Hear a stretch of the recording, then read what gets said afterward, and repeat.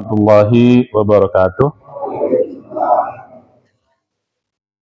Alhamdulillahirabbil alamin wassalatu wassalamu ala asyrafil anbiya'il mursalin wa ala alihi wa sahbihi ajma'in. Asyhadu an la ilaha illallah wahdahu la syarikalah, asyhadu anna Muhammadan abduhu wa rasuluhu la nabiyya ba'dah. Mari kita awali kajian kita dengan baca basmalah. Bismillahirrahmanirrahim. Bersyukur kita kepada Allah Subhanahu wa taala yang masih terus memberikan nikmat yang tak terhingga kepada kita. Alhamdulillah, di pagi yang cerah ini kita masih dianugerahkan Allah nikmat sehat, nikmat hidup, dan nikmat kesempatan. Wabil khusus nikmat iman, nikmat Islam, nikmat ibadah, dan nikmat menuntut ilmu agama yang merupakan kenikmatan paling berharga yang masih Allah anugerahkan sampai pagi ini. Mudah-mudahan Allah senantiasa menjaga iman Islam kita, ibadah kita hingga akhir hayat kita. Mudah-mudahan kita semua nanti dipanggil Allah dalam keadaan husnul khatimah. Amin ya rabbal alamin. Salawat kirim salam marilah kita sampaikan ke junjungan kita semua Nabi besar Muhammad sallallahu alaihi wasallam, dan juga kepada keluarga beliau, para sahabatnya, dan juga umat yang istiqomah ke sunnah beliau hingga hari kiamat. Mudah-mudahan kita bisa tetap istiqomah laksanakan sunnah Nabi semaksimal kita bisa. Mudah-mudahan di hari kiamat kita bisa mendapat syafaat beliau, bertemu beliau, dan berkumpul di surganya Allah serta keluarga dan orang kita cintai. Amin ya rabbal alamin. Hari ini kaji kita lanjutkan. Di pada pertemuan sebelumnya kita sudah bahas tentang amal-amal istiqomah. Ini masih bab amal-amal istiqomah. Ya, jadi kalau mau akhir hidup kita husnul khotimah, ya, di akhirat diberi kemudahan dalam hisab dan masuk surga juga dengan selamat tanpa harus melewati neraka, maka kita harus punya amal-amal istiqomah. Tentu saja dimulai dengan iman dan amal yang istiqomah, yaitu dijamin Allah dalam surat ke-41. Mudah-mudahan kita hafal semua nih. Surat 41 Fussilat ayat 30 sampai 32, ya, bisa dihafal, ya. Innal ladzina qalu rabbunallah tsumma istaqamu tatanazzalu alaihimul malaikatu alla takhafu wa la tahzanu wa abshiru bil jannati allati kuntum tu'adun nahnu awliya'ukum fil hayati dunya wa fil akhirah walakum fiha ma tashtahi anfusukum walakum fiha ma tad'un nuzulan min ghafurir rahim. Jadi kalau lagi capek-capek hidup, kalau lagi berat perjuangan hidup, berat masalah, ya, maka cobalah dibaca ayat ini dengan penuh perenungan. Mudah-mudahan akan muncul ketenangan, ya. Jadi karena ayat ini memberi ketenangan, jaminan kepada kita. Sesungguhnya innalladzina qalu, sesungguhnya orang-orang yang mengatakan, ya, bukan hanya mengatakan tapi juga meyakini Rabbunallah, Tuhannya adalah Allah, Tuhan kami adalah Allah, maksudnya beriman. Tsumastaqamu, kemudian mereka istiqomah. Istiqomah itu menumbuhkan pendirian terus-menerus di dalam iman dan amal solehnya. Yang dimaksud istiqomah di situ istiqomah dalam iman dan amal soleh. Karena di ayat yang lain hanya orang iman dan amal soleh yang dijamin oleh Allah Subhanahu Wa Taala. Ya, istiqomah dengan iman dan amal solehnya artinya beriman sampai mati, artinya beramal soleh sampai mati. Ya, tsumastaqamu tatanazzalu alaihimul malaikah, maka turunlah malaikat. Nah, turun malaikat ini kalau kita baca dalam tafsir, dalam saat sakratul maut, sebelum dicabut nyawa kita, maka malaikat maut akan turun rame-rame. Kita nggak tahu berapa jumlahnya. Di sini sebut malaikat. Malaikat itu banyak. Ya, kalau tunggal itu malak. Ya, dua malakaini atau malakani. Ya, kalau banyak itu malaikah jamaknya. Nah, jadi gitu. Jadi turun malaikat sama orang yang sudah beriman dan beramal soleh istiqomah. Saat mati turun. Nah, ini jadi kabar gembira. nggak ada yang tahu, nggak ada yang ngelihat. Nah, jadi gitu. Jadi nggak ada yang tahu, nggak ada yang ngelihat. Yang ngelihat siapa? Yang mau mati itu. Karena orang mau mati itu matanya akan tidak bisa ngelihat lagi. Ya, dia udah nggak bisa ngelihat lagi dunia. Dia udah bisa ngelihat yang gaib. Begitu orang mau mati, matanya sudah dicabut penglihatan dunia. Ya, makanya tapi yang masih hidup itu adalah telinganya. Makanya telinganya perlu kita talkinkan, ya, la ilaha illallah. Jadi gitu.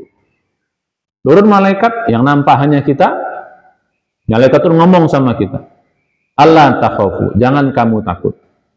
Nah, karena memang saat orang sakratul maut itu ketakutan gitu, Pak. Ya, semua orang yang sakratul maut itu pasti akan ketakutan. Nggak ada orang yang mau mati itu nggak takut, semuanya takut. Jangankan mau mati, lagi hidup pun kita dibilang mati kita takut, apalagi mau mati. Ya, saat berpisah dengan dunia, nggak tahu kita apa yang terjadi setelah mati nanti, dikubur nanti bagaimana kondisi kita, selamat enggak sih, siapa kawan kita, ya, bagaimana yang terjadi nanti dikubur, semua orang pasti takut. Makanya malaikat itu datang, Allah takhafu, jangan kau takut, santai kata malaikat, tenang, easy man, gitu. Jangan kamu takut. Wala tahzanu, jangan kau juga bersedih. Karena orang mau mati itu juga sedih. Sedih apa? Sedih meninggalkan dunianya, meninggalkan keluarganya, meninggalkan suaminya, meninggalkan istrinya, meninggalkan anaknya, meninggalkan rumahnya, meninggalkan tenis mejanya. Yang suka tenis meja, ya, meninggalkan jalan-jalannya, meninggalkan tempat tidurnya, semua aktivitas yang selama ini dia senangi, dia akan tinggali semuanya. Yang sudah selama ini bertahun-tahun bersama kita tinggalkan. Pasti semua orang akan sedih. Nah, saat kita kondisi takut dan sedih itu, datanglah malaikat rame-rame. Santai, jangan kau takut, jangan kau sedih. Jangan kau takut apa yang terjadi, jangan sedih apa yang kau tinggalkan. Akan saya bilang dulu, semua orang pasti mengalami dua ini. Ya. Satu lagi, semua orang mati itu pasti mengalami sakitnya sakratul maut. 3. Jadi semua orang mati mengalami 3 ini. 1, mengalami takut terhadap apa yang terjadi. Yang kedua, sedih terhadap apa yang ditinggalkan. Yang ketiga, sakitnya sakratul maut. Semua orang sakit. Nabi aja ngerasa sakit kok. Nabi saja yang topnya apa namanya? Makanya bahasa mati itu dalam bahasa Al-Quran itu beda dengan bahasa manusia kita. Kalau kita kan sering mengatakan semua orang pasti mati, kan gitu. Semua berjiwa pasti mati. Al-Quran itu bahasanya nggak gitu. Kullu nafsin dha'iqatul maut.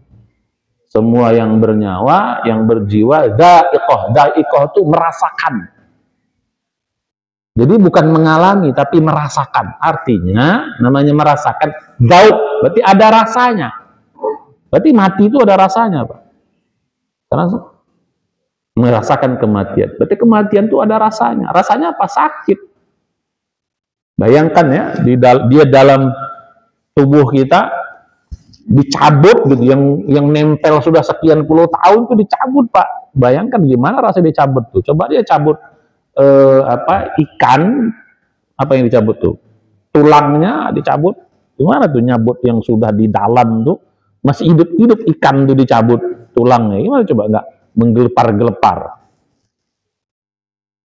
Jadi gitu, dicabut sama malaikat maut. Berarti semua mengalami kesakitan. Sudahlah takut, sudahlah sedih, tambah sakit pula lagi. Coba ngebayang nggak sih, Pak? Kebayang nggak sih, Bu? Kondisi itu. Ini berita gaib ya. Allah kasih tahu dalam Al-Quran, ini berita gaib. Gak ada yang tahu.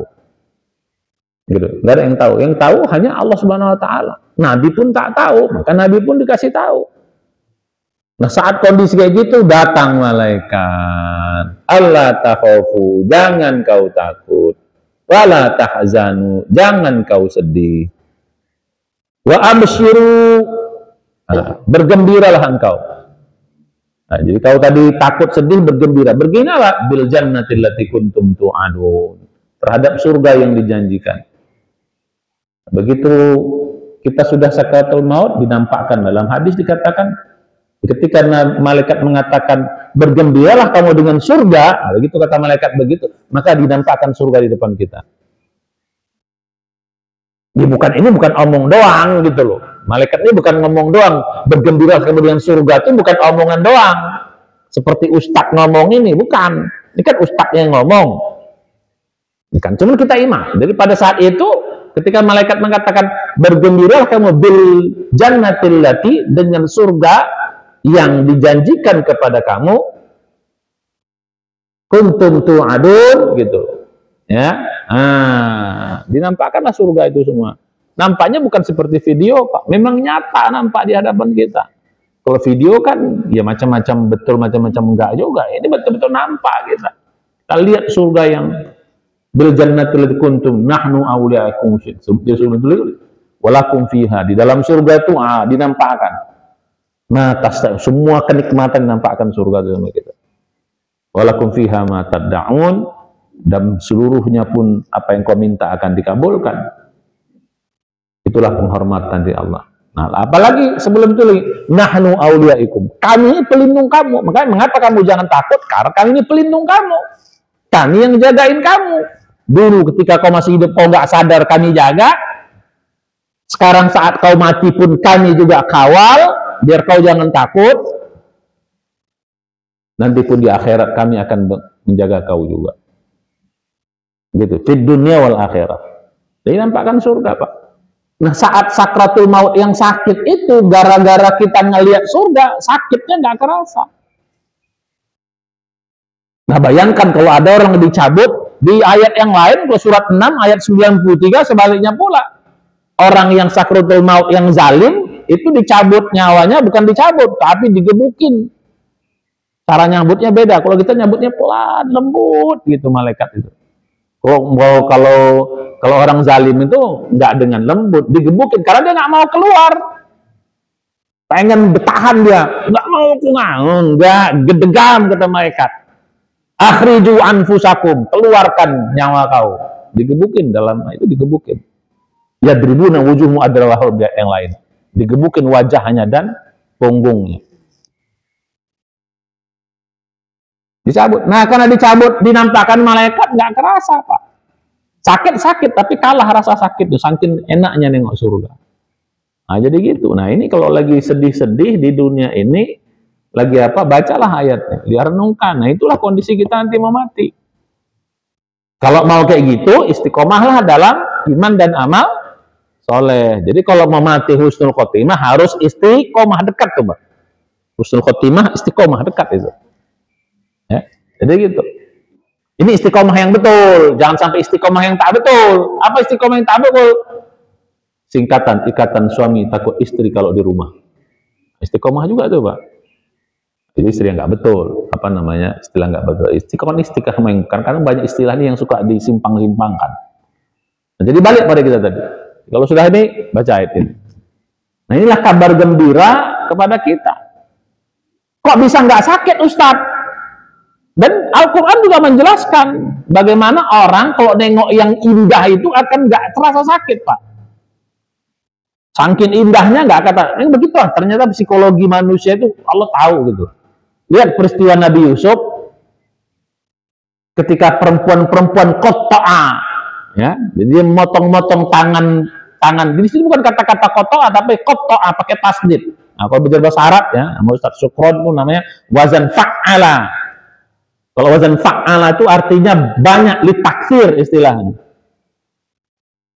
Kalau haroka bergerak, maka bunyi hadis itu haroka, bergerak-gerak. Makanya dia banyak gerakannya. Jadi gitu. Nazala turun, nazala kami turunkan berulang-ulang. Maka kata nazala, turun berulang-ulang Quran itu. Jadi balik kita pada tadi. Jadi Nabi Yusuf itu seorang manusia saja yang gitu cantiknya dinampakkan di depan perempuan-perempuan itu, mereka motong tangannya nggak sadar, Pak. Saking apa namanya? Saking cantiknya, bukan cantik lah, gantengnya Nabi Yusuf tadi. Potong tangannya nggak kerasa, nggak pakai bius, nggak pakai apa. Bukan sekali, potong-potong gitu. Berarti ngiris-ngiris tangannya. Bayangin, ngiris-ngiris tangan nggak kerasa, gara-gara nengok seorang manusia.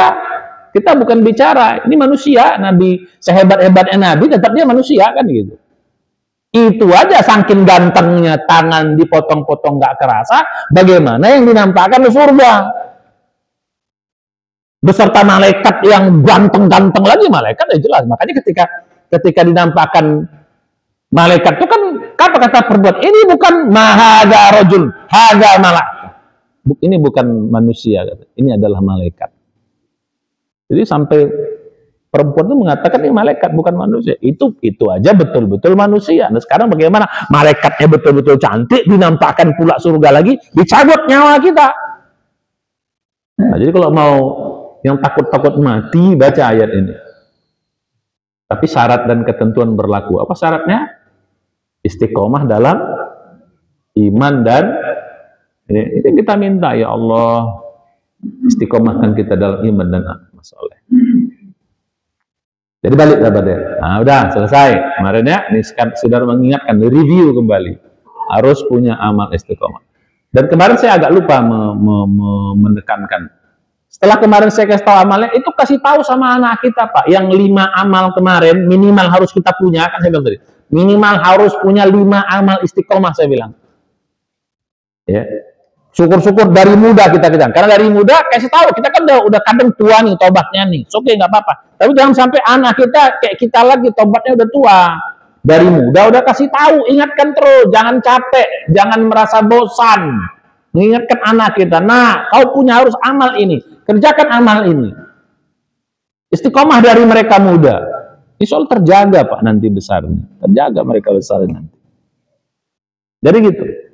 Apa kemarin ya? Latihan sholat tepat waktu, yang pertama. Yang kedua, Pak, kemarin minimal sholat sunatnya Pak, qobliyah subuh aja.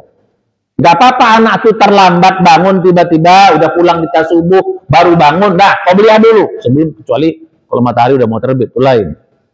Ya, udah kalau waktu mau habis ya subuh aja dulu. Qobliyahnya kapan? Gak apa-apa habis subuh. Ini saking hebatnya qobliyah subuh ini, itu boleh dikodok setelah subuh.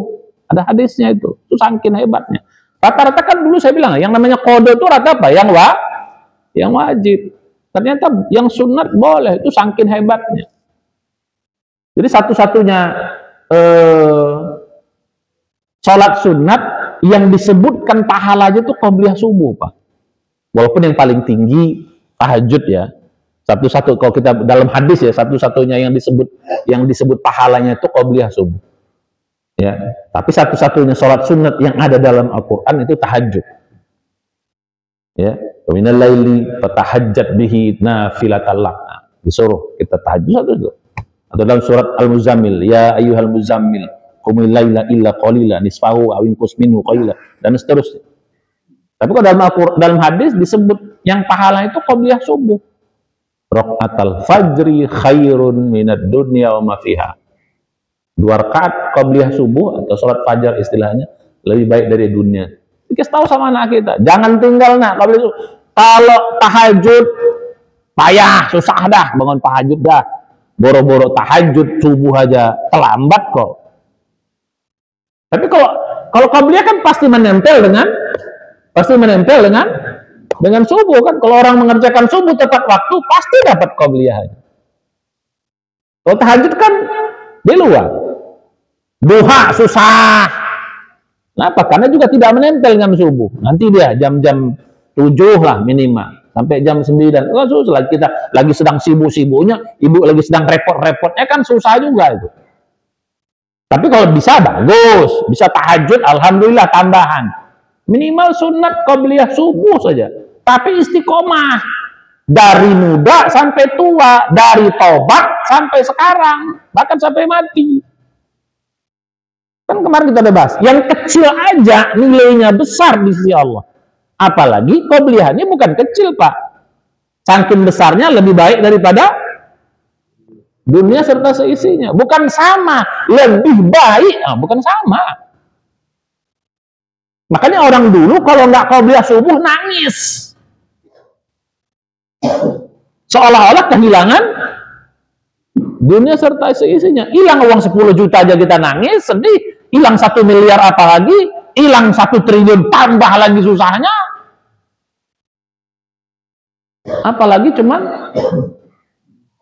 hilang sekian perak. Ini qobliyah subuh lebih daripada triliunan. Kalau sadar. Kan sedih banget mereka. Nah, jadi itu. Ajarkan, latihan sholat tepat waktu. Gak diingatkan tiap waktu sholat. Sholat, gak apa-apa. Cuman jangan nyuruh doang. Kita harus noncohin juga. Tepat waktu, kata mamanya. Mamanya sibuk, masih tahap apa-apa. Gimana mau anak tuh ikut? Kita contohkan aja belum tentu ikut, apalagi nggak kita contohkan. Contohkan, bapaknya kasih contoh, ibunya kasih contoh. Nggak usah bosan, capek Ustadz, nggak apa-apa. Anak tuh gitu. Mungkin bersama kita memang kadang-kadang anaknya ada mengkek-mengkeknya, Pak. Mengkek itu apa sih bahasa kitanya?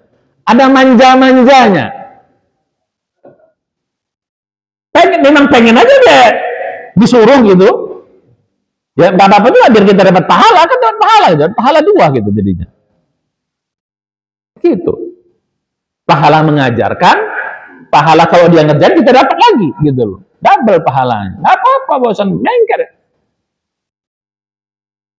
Tapi begitu nanti mereka jauh dari kita, mereka akan ngerjain sendiri itu, nggak usah kita suruh karena mereka tahu memang di rumah memang sengaja memang pengen supaya disuruh. Jangan gini, kamu di rumah aja kalau nggak disuruh nggak bisa, apalagi kalau di luar, belum tentu. Nggak linear begitu, bro. Belum tentu. Di luar sana mereka, ya saya juga, kita punya pengalaman anak-anak kita. Kalau kita suruh tuh jawabannya begitu. Kalau di luar tetap, makanya kalau di luar kasih sudah sholat mama papa. Ya. Kita sholat tiap subuh tanya, udah subuh belum? Ada anak punya anak yang udah subuh, udah. Selalu kita ingatkan. Terus yang ketiga, baca zikir. Ini bilang harus punya. Zikir 1 hari minimal 500. Udah. Istighfar 100, Astaghfirullahaladzim. Yang kedua apa? Lalu ada rusak. Itu top 5 zikir yang top. Yang diajarkan Nabi sama kita. Lebih boleh. 1 apa? Istighfar. Ini paling top. Dalam Quran banyak. Fastaghfiru paling banyak. Zikir kita disuruh. 100. Kan nggak susah sih ini. Nggak bisa. Kalau bisa habis subuh paling bagus. Karena zikir itu dalam Al-Quran 2 waktu yang disebut berzikir tuh. Subuh sama habis subuh sama habis asar. Ya ayyuhalladzina amanu udzukurullaha dzikran katsiran. Surah Al-Ahzab. Orang beriman banyak kau berzikir sebanyak-banyaknya. Wasabbihuhu bukratan wa asilan. Dan bertasbihlah setiap pagi dan petang. Diberi khusus pagi dan petang. Makanya di waktu itu tidak ada sholat sunnah. Habis subuh nggak ada sholat sunnah. Dan habis asar tidak ada sholat sunnah. La sholata ba'da subhi hatta tatil sabhi. Hatta tatil samsu. Wala sholata ba'dal asri hatta taghibah syamsu. Tidak ada habis subuh dan tidak bisa. Zikir 500 minimal. Itu cuma setengah jam kok. Tapi konsisten. Nggak bisa sambil jalan. Istighfar. Ini mah 1 hari 100. Lalu ada di salah lawan buku hamil 100. Subhanallah alhamdulillah 100 sampai Allahu Akbar. Kalau dihitung itu sebenarnya itu 4, tapi kita hitung 1. Ini top-top tuh mah zikir-zikir top semua ini. Bukan amal kecil, Pak. Zikir itu bukan amal kecil.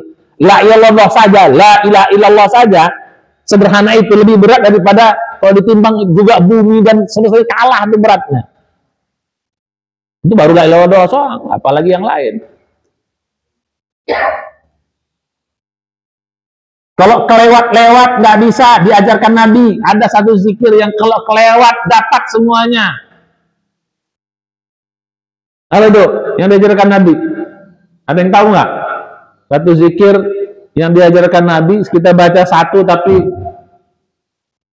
Subhanallah wa bihamdihi adada khalqihi ya wa ridho nafsihi wa zinata arsyihi wa midada kalimati. Kalau terlewat, nah baca itu mau tidur baca 3 kali, udah semua kekurangan kita zikir satu hari itu dia apa namanya ditutup. Cuman jangan dipakai jurus ini kalau kelewat, jangan dulu, jangan sampai kalau itu tiap hari hain aja juga, jangan. Itu kalau boleh juga, tapi tetap kerjakan gitu loh. Nah jadi zikir, terus yang ketiga baca Quran minimal 1 hari 1 halaman aja. Suruh anak kita, nah 1 hari 1 halaman baca Quran, minimal nggak apa-apa, lebih bagus. Tapi konsistennya 1 halaman aja nggak apa-apa. Jadi kalau bisa lagi semangat 3 halaman, semangat banget 4 halaman. Tapi pahit-pahitnya yang dibela-belain itu cuma 3 menit paling banyak. Normalnya 1 halaman itu 2 menit. Udah kita pergi.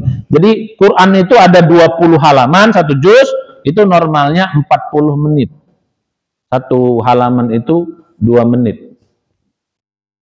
1 halaman itu 15 baris. Jadi kalau Quran pojok itu udah, pokoknya konsisten pasti 1 halaman itu 15 baris. 1 juz 20 halaman, kecuali juz ayat-ayat apa namanya juz terakhir ya, itu lebih. Dari juz berapa? Dari juz 27 atau 28 itu agak lebih. Jadi gitu. 1 hari konsisten ajaran kita. Terus yang keempat, sekali lagi saya ulang, apalagi baca Quran. Yang kelima, sedekah 10%. Usahakan tiap dapat 10%. Kasih tahu anak kita yang udah mulai kerja. Nah, begitu kau dapat di luar zakat kan tahunan. Keluarkan langsung 10%. Zakat provisi boleh kalau mau bulanan, tambah 2,5%. 2,5% zakat provisi, 10% sedekah. Tiap konsisten. Ajarkan. Baik diri kita, lihat nanti. Kalau kayak gini Pak, anak kita kasih bekal, ini bekal fondasi yang kuat. Terserah saingannya berapa banyak di luar sana. Gak usah takut gitu. Kita takut anak kita, di luar sana saingan gila-gilaan Pak.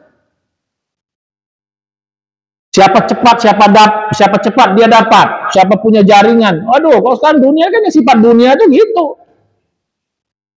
Siapa cepat, siapa nekat, siapa smart, pinter, siapa licik, siapa cantik, siapa ganteng, siapa punya jaringan. Waduh. Preman-preman itu dia ngandalkan nekat. Kita kurang nekat, kalah kita. Ada orang pengen cepat, maka sebelum subuh udah dia ke kantor. Udah dia cari dunia. Pulang-pulang dia lambat sampai malam jam berapa. Ada yang pinter. Ini kalian juga nih.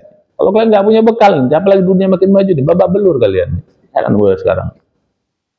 Udahlah kurang pinter, kurang cepat, kurang nekat, wajah pas-pasan. Apa lagi? Kemampuan juga kurang, jaringan nggak punya. Kalau punya orang tua kita kaya, orang oke, ini nggak punya. Gimana kita bersaing? Tapi nggak usah takut. Selagi kita punya bekal tuh, nggak usah takut kita dengan saingan. Nanti tuh bab yang lain lagi lah. Kasih bekal sama anak kita. Biar dia jangan khawatir. Nanti ada aja kemudahan, ada aja jalan, ada aja petunjuk, ada aja kemudahan. Yang kemarin saya bilang. Dari gitu, ini peringatan saya kemarin. Ya tolong diingatkan sama anak kita, kasih tahu. Bayangkan anak itu Pak, dari muda dia udah punya amal kayak gini, udah punya sering amal sholat tepat waktu, sudah punya amal sunat, udah rajin berzikir. Ini fondasi amal nih yang akan menjaga dia nanti hidupnya. Kan kemarin saya bilang, kalau sudah kayak gitu, udah pasti apa? Kalau udah kita ibadahnya sudah istiqomah, kalau na'budunya istiqomah, pasti nasta'innya istiqomah. Akan dikasih nasta'in sama Allah. Apa hasil nasta'in? Doa-doa dikabulkan. Kalau udah doa-doa kabul, pasti ihdinas siratal mustaqim. Dijaga terus, dibimbing Allah. Ihdinas, beri hidayah jalan kita. Lurus terus jalan hidup kita. Kalau sudah ihdinas siratal mustaqim Allah kasih, sudah pasti dapat an'amta alaihim. Apa artinya? Dapat nikmat terus. Kalau udah an'amta alaihim, pasti ghairil maghdubi alaihim. Dijaga kita, jangan melakukan hal-hal yang salah. Kan dijauhi kita dari walad dolin, jalan-jalan yang sesat. Kalau dalam konteks dunia Pak, walad dolin itu kesalahan yang kita tahu tapi masih kita kerjakan, itu walad dolin. Dalam konteks dunia. Dalam konteks akhirat, agama, tahu kebenaran, dia nggak ngerjakan. Itu orang Yahudi itu, tahu benar tapi diterabas. Walad dolin apa? Nggak tahu dia, nyasar, nggak tahu jalan. Itu waladolin, itu sesat. Orang nyasar itu apa? Dia nggak tahu jalan terus ya nyasar. Itu orang Nasrani. Nah, kalau dalam konteks dunia, waladolin itu ya nggak tahu jalan mau kemana, nggak tahu mau ngerjain apa. Akhirnya lantang-lantung, luntang-lantung, umur udah bertambah, nggak ada yang dikerjakan secara fokus. Apa? Nah, kan dulu pernah saya katakan, sifat dunia Pak, satu saingan banyak, kedua terbatas, yang ketiga yang paling ya, udahlah saingan banyak, terus terbatas juga, terus saingannya yang tadi, yang siapa cepat dapat semua, aduh babak belur kita. Balik kita pada kita, kasih pesan sama anak kita. Sekarang balik kita pada kaji kita yang kemarin. Nah sekarang itu udah, tolong ingatkan anak kita. Ini sekarang kaji tingkat tingginya, ini tingkat rendahnya nih. Ya, ibu-ibu, bapak harus punya semua nih. Ya, ini. Kalian yang muda-muda dari kecil nih, kalau kalian sudah punya amal 5 ini, 4 lah kalau sedekahkan belum ya. 4 kalian udah top kalian nih. Angkat 10 jari. Anak-anak muda nih. Istiqomah kalian sampai nanti tua, top. Ya, jangan tinggalkan. Apalagi yang hafal-hafal Quran nih. Ya, 1 halaman aja 1 hari top, apalagi kalian bisa 1 hari 10 halaman. 10 halaman itu kan cuma paling berapa tuh, nggak nyampe setengah jam yang hafal. Nah, jadi nggak perlu harus buka Quran, kalau hafal ya hafalan aja. Kalau ngapal kan lebih cepat. Oke, balik ke yang tadi. Ya, adik-adik ya, yang mudah-mudahan ya, tolong. Ya, jadi kalau mau, nggak usah takut, seberapapun saingan nggak ada masalah. Allah kasih kemudahan nanti. Nggak usah takut saingan, biar saingan kita hebat, biar kaya, biar punya jaringan, biar nekat, nggak ada masalah. Tetap kita akan, kalau orang mencari rezeki, orang mengais-ngais rezeki, kalau kita insya Allah menjemput rezeki. Dan itu dijamin oleh Allah dalam Al-Quran, Pak. Dalam surat Jin, wa allau istaqamu ala tariqati la asqainahum ma'an ghadaqah. Dijamin sama Allah. Wa allau istaqamu, seandainya mereka istiqomah ala tariqati, jalan iman, jalan ibadah, la asqainahum ma'an ghadaqah. Kami kasih minum yang banyak dari langit. Bayangin Pak. Maksudnya apa kasih minum itu? Kasih air yang banyak itu. Maksudnya air itu artinya rezeki. Lihat tuh surat Jin. Ayat berapa tuh? Yang hafal surat Jin. Coba, ayat berapa tuh? Coba. Ayat berapa? Hah? Berapa belas? 16, 17. Coba yang hafal. Berapa? 16, 17. Coba. Buka. Nah, surat Jin ayat berapa? Wa allaw istaqamu 'ala tariqati la asqainahum ma'an ghadaqah. Kalau di atasnya kan wa minnal muslimuna wa minnal qasitun faman aslama fa ulaika taharraw rasyada wa ammal qasituna fakanu li jahannama hataba. Baru bawahnya fa allaw istaqamu 'ala tariqati la asqainahum ma'an ghadaqah. Dijamin Allah, enggak usah takut. Rezeki Allah jamin. Bahkan disitu dikatakan air yang banyak. Ma'an ghadaqah itu air yang banyak menyuncur dari langit. Ya. Balik kepada yang tadi. Nah, sekarang lanjut kaji kita. Kemarin ya. Ini sekalian karena saya lihat video lagi, ada yang kurang. Belum ditekankan kepada anak-anak. Nah, ini tolong tekankan kepada anak-anak kita, Pak. Ini bekal yang perlu kita wariskan tuh amal iman dan amal soleh, Pak. Usah takut dunia dah. Nah, kok nanti udah nggak usah tak, apalagi dunia AI ini Pak. Semua dikerjakan AI sekarang. Ngeri kita nengok AI ini. Ya, kalau orang nggak punya kemampuan akan libas dengan AI ini. Tapi kalau anak kita punya fondasi, nggak usah kita takut. Allah akan tunjukkan jalan. La asqainahum ma'an ghadaqah. Akan dikasih minum yang banyak. Itulah kata-kata an'amta alaihim. Dikasih jalan siratal ladzina an'amta, dikasih jalan yang akan banyak dapat nikmat di jalan itu. Kalau dalam konteks dunia bisa kita bahas ini. Jadi bisa dalam konteks dunia, bisa dalam konteks akhirat. Siratal mustaqim dalam konteks akhirat apa? Jalan Islam. Jalan syariat, itu jalan. Kalau dalam konteks dunia, siratal mustaqim itu jalan paling pendek menuju tujuan. Kalau belajar matematik Pak, kalau ada 2 titik, jarak yang paling pendek antara 2 titik, garis apa? Garis lurus. Jalan terpendek antara satu titik dengan titik yang lain itu garis lurus. Kalau garis itu lurus, pasti itu jarak terpendek. Kalau belok-belok, pasti jaraknya banyak. Nah, dalam konteks dunia, kita dikasih jalan yang pendek, jalan yang lurus untuk menuju sasaran kita. Nggak harus, ada orang untuk cita-citanya, kesana, gue 20 tahun baru ketemu. Oh, ini ternyata ininya saya, apa namanya, apa itu, core-nya saya, atau ini saya. Nggak perlu nyasar-nyasar, ditipu dulu, di apa dulu, di ini dulu, waduh, nyasar dulu. Ya tadi, yang walad dolin itu nyasar terus jalan hidupnya. Tidak, Allah kasih siratal mustaqim, jalan yang terpendek menuju cita-cita kita.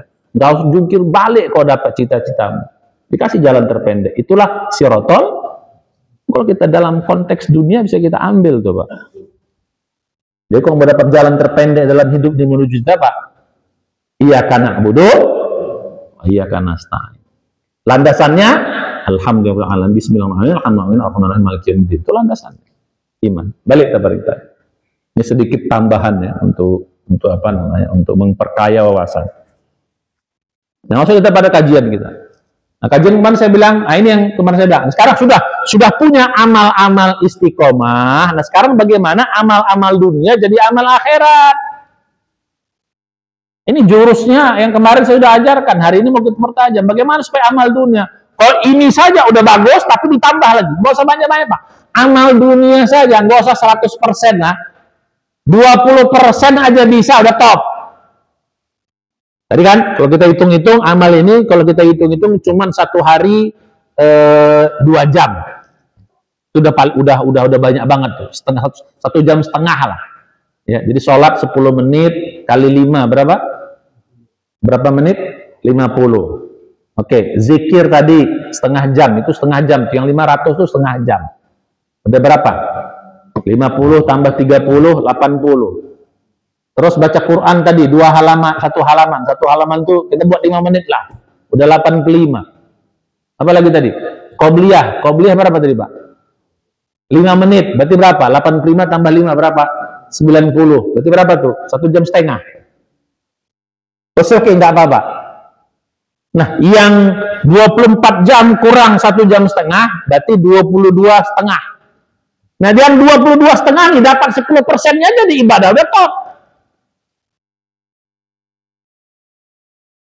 Ibu ngurus rumah tangga bisa jadi ibadah, bapak kerja berapa jam Pak? Dari kerjanya. Wah, apalagi kerja bisa ada jadi ibadah. Woi, kerja 10 jam. 10 jam jadi ibadah, top banget. Itu gak usahkan sampai 100%-nya. 20%-nya aja dari ibadah apa? Dari kegiatan dunia kita jadi ibadah top. Tadi, dari sisi waktu, dari sisi sedekah. Berapa sedekah kita tadi? 10%. Nah, yang 90% nih, sepertiganya aja dia jadi ibadah, ada top. Berapa sepertiganya? 30%-nya. Berarti kalau 30% tambah 10, berarti apa? Udah 40% sedekah kita jadi. Mulai sekarang Pak, niatkan Pak. Belanja sama istri, niatkan sedekah gitu sama anak istri.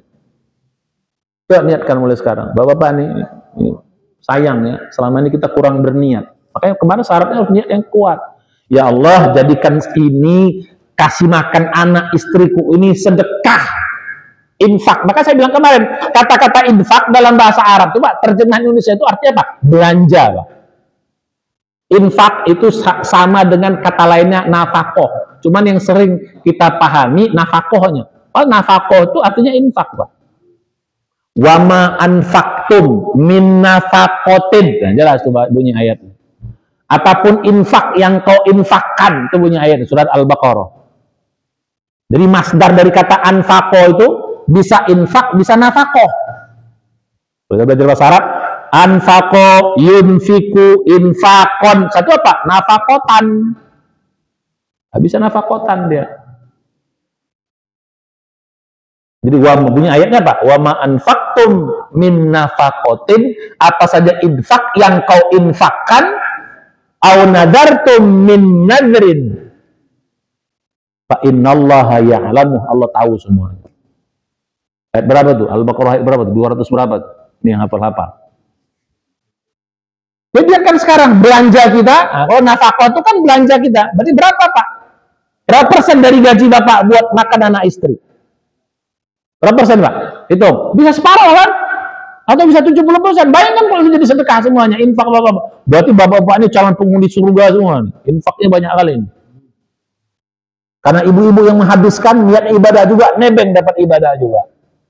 Nah, jadi yang mengasih sama yang menghabiskan sama-sama dapat pahala. Nah, ibu-ibu ini sekarang punya belanja, niatkan ke pasar jadi infak. Makanya kalau belanja jangan nawar-nawar, Bu. Karena itu infak kita gitu loh. Ini kita enggak. Kalau sama orang, maaf ya, kalau di mal-mal sana enggak pernah kita nawar. Tapi sama belanja orang-orang kecil, ya Allah nawarnya, Masya Allah, ngerinya. Kadang sampai bertegang urat leher. Nabi itu ngajar Bu, kalau belanja itu Bu, nggak usah nawar. Kalaupun nawar, tanya dulu, boleh nawar nggak? Kalau dibilang nggak boleh, pilihannya dua, beli atau tinggalkan, itu saja. Jadi kalau kita nggak cocok harganya, ya pilihannya cuma dua, satu apa? Beli. Kalau nggak usah beli tempat yang lain. Nggak usah tawar-tawar, tanya dulu. Kan Rasulullah boleh tawar nggak? Kalau dia boleh, berapa bolehnya? Sekian, sudah. Cukup sekali doang. Ini apalagi kalau ada belanja itu sedikit ngambil lagi. Aduh, Masya Allah, cabai. Makanya bawang ambil lagi dikit. Udah ditimbang, makanya tukang dagang ini pinter, dibikinnya 8 on, Pak. Karena pasti ibu-ibu ngambil 1 on lagi tuh nanti. Masih untung dia 1 on. Oh, baik kali abang-abang itu, dia kasih segenggam lagi, dia curi udah dulu tuh 2 on, cuma dapat 1 on lagi, hitung-hitung pulang-pulang udah kita plus nambah lagi, cuma 9 on, untung dia 1 on.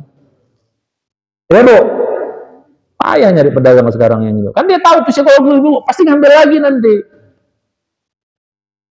Nah balik pada kita tadi, ya, jadi mulai sekarang, ya, niatkan infak ibu-ibu. Jadi belanja niatkan. Kalau kan nggak ada pegelnya, berapapun uang keluar nggak ada pegelnya, Pak.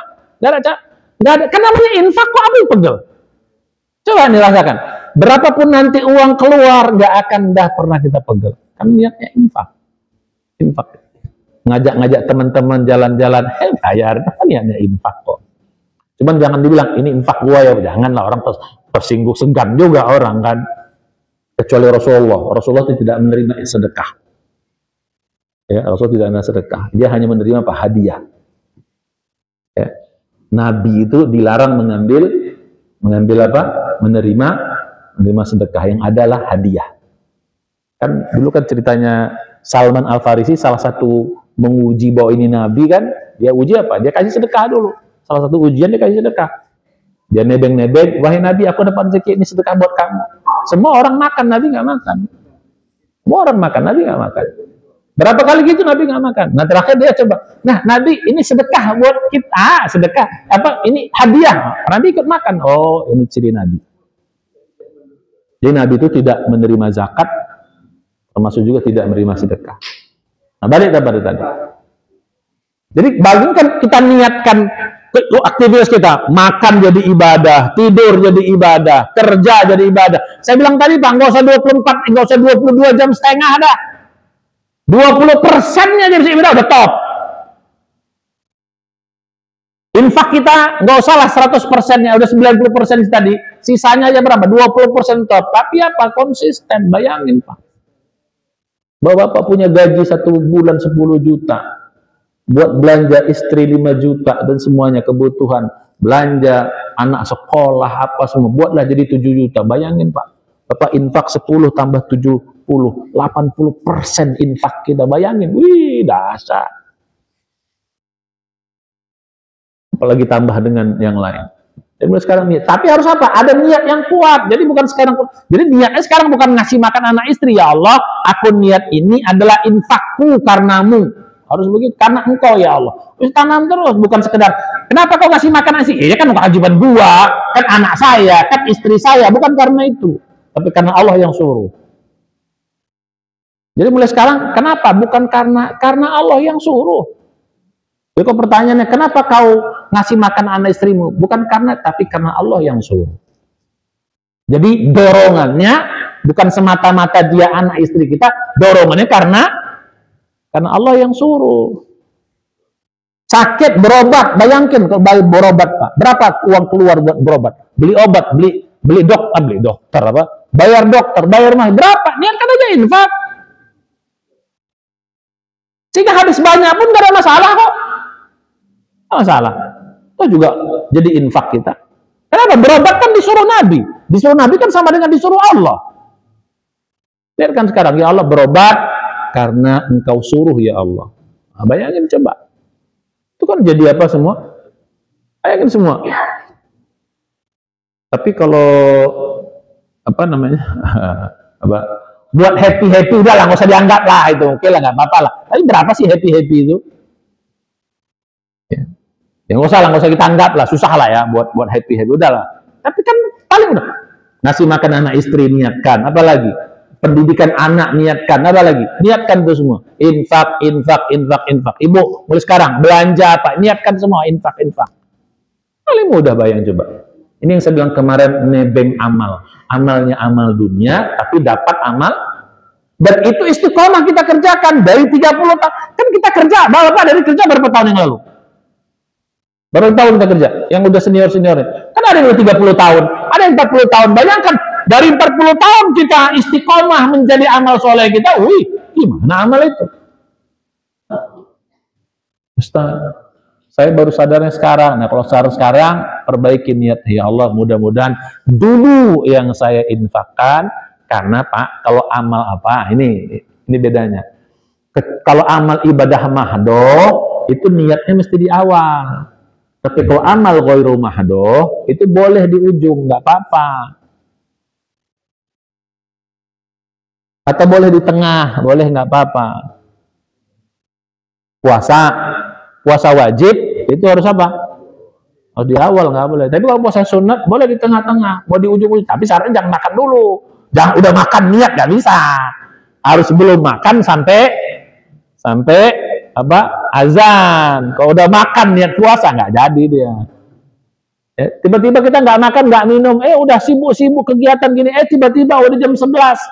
Loh, nggak ada makanan di rumah, puasa aja nggak apa-apa. Biasa Rasulullah biasa begitu. Nggak apa-apa. Jadi mudah-mudahan nih yang lupa-lupa ini niatkan, ya Allah, kalau dulu ada ini, jadikan itu ibadahku. Mudah-mudahan nyangkut 10% pun jadilah.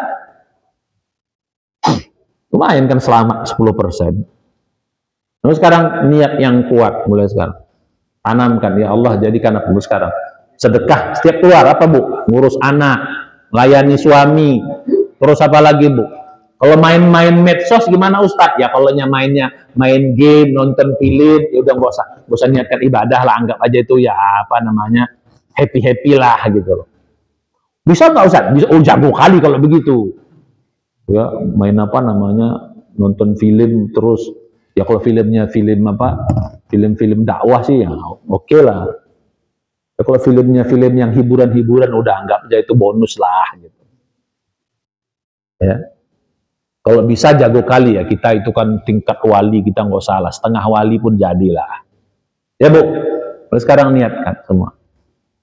Nah cuman syarat ketentuan berlaku, saya bilang kemarin Pak, niat yang kuat harus dari awal. Jadi kerjanya, masaknya, belanjanya, semua harus niatnya kuat. Niatkan mulai sekarang, ya Allah ini infak. Ya Allah kerjaku ini ibadah cari ridhomu. Ya Allah, olahragaku ini, olahraga kan perintah. Perintah apa? Sehat. Kita disuruh sehat. Ada lagi perintah, orang yang kuat lebih dicintai Allah daripada orang yang lemah. Jadi niatkan, ya Allah, olahraga ini biar aku sehat. Dengan sehat, aku menjadi banyak ibadah. Kan gitu. Kan jadi bayangkan. Nah cuman, tadi syarat ketentuan berlaku. Yang pertama apa tadi? Niat yang kuat. Berarti orang, ya Allah, jadikan tenis mejaku ini cari ridhomu, kan sedap. Pengen Pak. Cuman syarat itu berlaku. Apa yang kedua? Sadar terus. Jadi tiap main tuh sadar terus. Salah, astagfirullah, kan gitu. Masuk, alhamdulillah, kan gitu. Kalah, innalillah, gitu.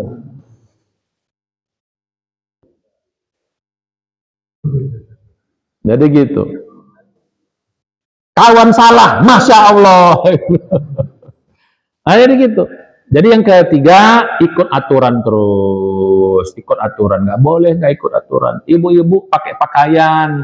Ya Allah, niatkan pakai jilbab ini ibadah. Tapi makanya harus sadar tuh, pakaian harus ikut. Nggak mungkin niatnya ibadah tapi buka aurat, atau niatnya pakai jilbab tapi jilbabnya ketat, Pak. Nggak bisa, karena nggak ikut aturan. Harus ikut aturan, baru jadi ibadah. Apalagi yang haram nggak bisa jadi pula, mana mungkin. Banyak orang sekarang gitu, berobat akan jadi ibadah kalau berobatnya yang halal, kalau haram nggak bisa. Ya, apalagi niatkan. Yang keempat, apa kemarin? Kerjakan dengan senang. Makanya karena ini dengan senang pasti berat, Pak. Nggak mungkin. Bagaimana kita kerjakan karena Allah tapi senang? Rata-rata banyak orang banyaknya ngeluh. Aduh capeknya gini, ngeluh, berepet. Jangan, Bu. Layani suami dengan senang. Pak, layani anak-anak dengan senang. Ya. Kalau main tenis meja nggak usah dibilang, udah pasti senang. Makanya pantas susah jadi ibadah dia, karena itu senangnya memang menyenangkan gitu. Ya, memang menyenangkan. Jadi kalau ibadah-ibadah, kalau memang perbuatan itu menyenangkan, ya itu agak susah dia, karena yang menyenangkan enggak. Yang udah senang duluan gitu. Jadi makanya peluangnya lebih berat. Karena memang niatnya kita bukan ibadah, niatnya mau senang-senang kan gitu. Itu top tuh. Oh, itu. Nah, yang kelima, ini yang paling berat. Kalau ada untung dunianya, tidak sombong, kalaupun hilang, tidak kecewa. Ya, itu bunyi ayatnya dalam surat ke-57, Al-Hadid ayat 23. Likaila ta'sau ala ma fatakum, wala tafrahu bima atakum, wallahu la yuhibbu kulla mukhtalin fakur. Agar kamu jangan bersedih, ya, berputus asa terhadap apa yang hilang, wala tafrahu bima atakum, dan kau juga jangan terlalu berbangga apa yang kau dapat. Ya, karena Allah nggak suka orang yang sombong. Jadi orang yang sombong itu dalam ayat ini mukhtarun fakhur itu adalah orang yang ketika dapat dia sombong, bangga, ketika hilang dia kecewa. Nah ini susah, Pak. Kenapa? Lagi-lagi tujuan kita yang namanya mengerjakan dunia pasti cari dunia. Betul. Bapak, maaf, olahraga niatnya apa tadi? Pengennya apa? Kan senang-senang. Ya sehat. Sehat kan lagi-lagi dunia juga. Kan dunia juga sehat. Bapak cari uang, mau ngapain? Biar dapat uang. Kerja pengen dapat uang, kan uang dunia. Nah makanya masih diswitch. Oh karena ini ibadah, begitu dapat pun jadi ibadah lagi dia nanti. Uangnya diarahkan ke tempat yang bagus-bagus karena dia ibadah gitu loh. Nah, ini susah.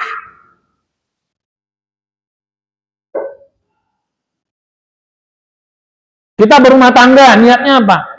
Bapak, niat rumah tangga apa? Jangan bilang ibadah dulu, itu jaim banget, nggak usah dah. Apa juga? Ada yang suka jaim. Kalau sama saya nggak usah jaim, udah ketahuan modalnya, nggak usah dah, jaim. Nah, Pak, niat rumah tangga, Bapak. Kan kita pengen apa? Agar pengen punya anak, pengen punya pasangan, ibu-ibu agar ada yang ngelindungin. Kalau kita punya anak, pengen apa? Ya pengen anak ini menjaga keturunan kita, pengen anak ini kalau udah besar bisa bantu-bantu kita. Itu kan dunia semua itu. Nah sekarang bagaimana itu kita ubah, ini berat Pak, men-switchnya, on-off-nya itu. Mulai sekarang di-on-kan, selama ini off, kita on-kan. Enggak, aku bikin anak. Aku punya anak gitu. Anak ini menjadi orang soleh. Supaya jadi amal solehku nanti. Ya, bekalku di akhirat. Biar dia doain aku. Biar dia bisa menjadi tabunganku. Nah gitu niatkan. Dan menjaga niat ini bukan mudah, Pak. Makanya tadi syarat nomor 2 itu sadar terus. Sadar apa? Sadar niat. Jadi sadar niat. Jadi sadar itu apa? Sadar niat. Sadar apa namanya? Sadar bahwa ini ikut aturan Allah. Oh, itu bukan pekerjaan mudah. Niat terus, sadar terus. Terus apa yang keempat kemarin? Dengan senang hati terus. Maka ibu-ibu kalau lagi masak harus dengan senang. Ya, sambil senyum. Kan gitu. Suami nggak muji, senyum aja. Orang dicari ridho Allah. Maka tadi, kalau dapat nilai dunia tidak bangga. Kalaupun Ternyata rugi. Ibu udah usaha, bapak usaha bisnis, rugi sekian juta, sekian miliar. Karena niat dari awal cari ridho Allah, pasti dapat. Ternyata tidak untung. Untung tak dapat raih. Rugi tak dapat, malang tak dapat ditolak. Istilahnya itu. Ternyata dapat malang, rugi, bisnis, gak ada masalah. Oh, anggap aja itu infak. Bayangkan Pak, rugi 20 miliar, jadi infak 20 miliar. Tapi syaratnya Pak ridho, tenang, sabar. Bukan mudah ini, tapi mesti dilatih. Makanya gue sadar terus, latih terus, sadar. Ternyata anak udah kita didik bagus-bagus, ternyata enggak membahagiakan kita. Ternyata di luar sudah tetap aja, doain aja terus, nggak usah sampai kita sumpahin. Nyesal aku punya anak kau. Kalau bisa aku makan kalau kecil, tahu kecil gitu. Ada orang gitu kan? Sudah, itu amal soleh, sudah. Amal soleh kita sampai. Walaupun dia tidak berbakti, urusan dia. Kan sama Bu, dengan kita ngasih sedekah sama orang, dia mau terima kasih, dia mau balas, dia nggak ada urusan sama kita. Yang berat tuh di situ Bu, ini mesti dilatih. Nah ya, sekarang termasuk kerja juga. Namanya taunya ngabis-ngabisin aja, udah capek apa-apa, jangan. Berarti kau tak ridho, udah habis anggap itu infak. Kalau infak kan lapang Pak. Selama ini mana pernah kita infak marah-marah? Kalau infak dihabisin orang nggak Pak? Orang kita infakin. Bapak marah nggak? Kalau ada orang kita ngasih infak terus dihabisin, marah nggak? Ya memang niatnya untuk dihabisin. Nah sekarang kalau infak sama anak istri dihabisin kok marah? Kenapa? Niatnya yang tidak sama. Mulai sekarang niatnya sama, nggak ada masalah. Cuman ibu-ibu jangan-jangan enak suami gua jadi infak gua, jangan juga. Ya tanggung jawab juga lah masing-masing. Kalau ini dilatih Pak, bayangkan Pak.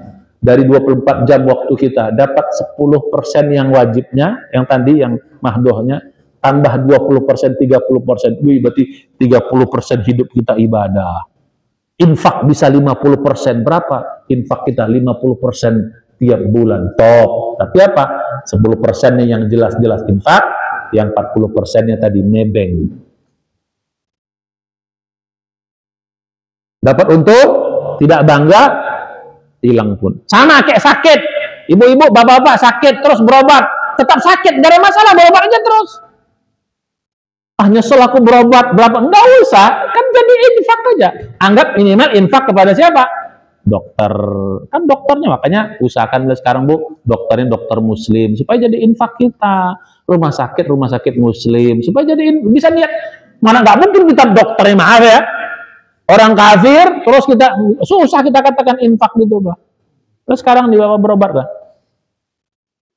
Nah yang terakhir ini yang akan kita dalami Pak.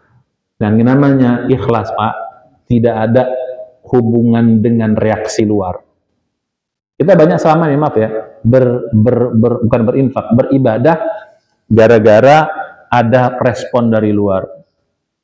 Nah orang ikhlas tuh Pak, ada respon, gak ada respon, tetap dia ibadah. Saya mau tanya Bapak, ini buat kita ya, kita sekarang mohon maaf, saya bilang gini, dalam hubungan antar personal, selalu kita menuntut orang lain, gak pernah menuntut diri kita, betul? Kamu yang harus gitu, gak pernah yang aku harus kayak gitu, rata-rata kamu yang harus begitu. Kalau kita suami istri, kita istri, suami saya harus kayak gitu dong Ustaz. Nah kalau kita suami, istri saya harus, gak pernah saya yang harus kayak gini. Karena, nah ini saya bilang tadi, orang ikhlas itu tidak pernah menunggu respon. Mau respon tadi apa? Respon positif enggak bangga, respon negatif pun tidak akan kecewa. Kita rata-rata enggak. Contoh tadi, respon negatif, sakit, berobat terus, banyak uang habis, enggak sembuh-sembuh. Akhirnya jadi apa? Responnya kan negatif, enggak sesuai dengan harapan. Akhirnya apa? Enggak mau lagi berobat, atau enggak boleh. Salah. Kita bantu orang itu Pak responnya negatif, mau dibantu lagi nggak? Coba, mau dibantu lagi nggak? Jawab jujur, gue sejain mau dibantu lagi nggak? Enggak. Kenapa? Nggak tahu terima kasih. Nah, tapi kalau ikhlas nggak ada, nggak ada urusan. Yang kita cari bukan respon dia, yang kita cari ridho Allah kan pasti dapat, nggak ada masalah responnya. Kamu mau negatif. Nah, termasuk tadi misalnya, contoh macam infak, macam servis. Kenapa servis itu? Nggak enak servis itu Ustaz, kan kurang bagus. Enak tuh di rumah, rumah sakit orang kafir, servisnya bagus sekali Ustaz. Berarti kau apa? Beribadah, kalau niat ibadah berarti apa? Menunggu respon dari situ. Ini jangan. Kenapa kita nggak maju Islam ini? Karena kita selalu menuntut, nggak usah, itu urusan orang lain. Nanti bab rumah sakit harus memperbaiki diri, itu urusan dia. Tapi urusan kita harus, karena niatnya ikhlas, maka kita yang menjadi poin. Jadi nggak ada masalah. Mau suami gimana jungkir balik, urusan dia. Itu urusan papa sama Allah. Urusan mama melayani papa dengan baik karena ikhlas, karena Allah, kan topa. Ya Bu? Bisa gitu nggak Bu? Terus suami kawin lagi.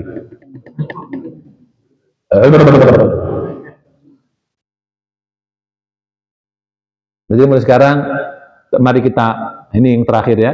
Jadi orang ikhlas itu apa ujungnya? Tidak berharap apapun dari luar. Yang diharap dari Allah. Apapun responnya nggak ada masalah. Tuntut diri kita. Aku yang harus gini. Karena aku yang pengen masuk surga, bukan orang lain. Kalau kita enggak kan, orang lain yang harus benar. Karena orang lain yang mau masuk surga. Enggak boleh sekarang. Aku yang harus benar. Aku yang harus berusaha. Aku yang harus kayak gini. Karena aku yang mau surga, bukan orang lain. Kita enggak. Orang lain yang harus kayak gitu. Karena dia kayak gitu, maka dia harus kayak gitu. Kan gitu kita selalu. Ya kita tunjuk orang lain. Enggak pernah kita menunjuk diri kita. Mulai sekarang, kalau ikhlas itu yang kita tunjuk diri kita. Yang mau surga siapa? Yang mau surga siapa? Kita. Yang mau dapat ridho Allah siapa? Kita. Yang mau untung siapa? Kita. Enggak ada urusan sama orang lain. Makanya ayat itu bilang tadi, kalau dapat pun tidak bangga, kalau hilang pun tidak perlu kecewa. Ini perlu dilatih. Bukan berarti saya udah jago Pak. Kita belajar semua. Nggak ada urusan jago di sini. Ya, terus belajar, terus belajar. Saya bilang tadi, nggak usah 100%, dapat 20% aja, 30% ya top. Insya Allah. Bab istiqomah sudah selesai. Maka kita lanjutkan nanti pada pertemuan berikutnya adalah bab yang lain lagi. Mari kita baca hamdalah. Mudah-mudahan bisa kita amalkan semua ya. Saya juga yang menyampaikan bisa mengamalkan. Kita semua pelan-pelan, nggak usah buru-buru. Dan yang terakhir, tolong Pak, dikasih tahu anak kita. Ya, tahu ini penting. Ini karena saya ngelihat di sini yang hadir senior semua, pasti punya anak kan. Ibu ya, kasih tahu anak, nggak apa-apa, nggak usah capek-capek. Dia pagi bangunin anak, nggak usah merasa. Kan namanya ikhlas. Arti ikhlas apa? Ya ridho aja terus, nggak perlu menunggu apa? Respon. Pegal Ustaz, capek, jadi emosi Ustaz, daripada emosi bagus nggak usah, jangan, nggak ikhlas berarti. Betul nggak Bu? Jadi gara-gara capek, akhirnya emosi, ya jangan emosi, terus saja. Dia susah bangun, bangunin terus. Nggak mau bangun lagi, bangunin lagi. Kata orang Medan, kalau tak mau kau berhenti, ku hitung sampai 3, ku ulang dari 1. Kayak gitu kan? Ada cerita tuh Pak ya. Orang Medan, apa gitu kan, dipijak sama, sok jago deh, dipijak sama orang apa namanya, orang lain lah gitu. Dia marah kakinya, di angkatan umum nih. Dia aja 1 kali, dia 2 kali. Sebelum dia bilang 3, datang orang preman nih bawa golok. Emang kalau 3 kenapa Bang? Kenapa ya golok? Kalau tak mau kau berhenti dari 3, gak kau angkat, pulang dari 1. Gitu. Lagi. Itu istilah. Jadi artinya apa? Terus saja. Gak usah. Jadi orang ikhlas apa? Tidak merasa capek, tidak merasa bosan, tidak merasa ya apa tadi? Ya pegel dan sebagainya. Itulah ikhlas. Mudah-mudahan dia termasuk dalam kelompok demikian. Amin. Mari kita baca dengan doa penutup majelis. Subhanallah, sudah anta. Astagfirullah. Assalamualaikum warahmatullahi wabarakatuh. Mari kita sholat duha.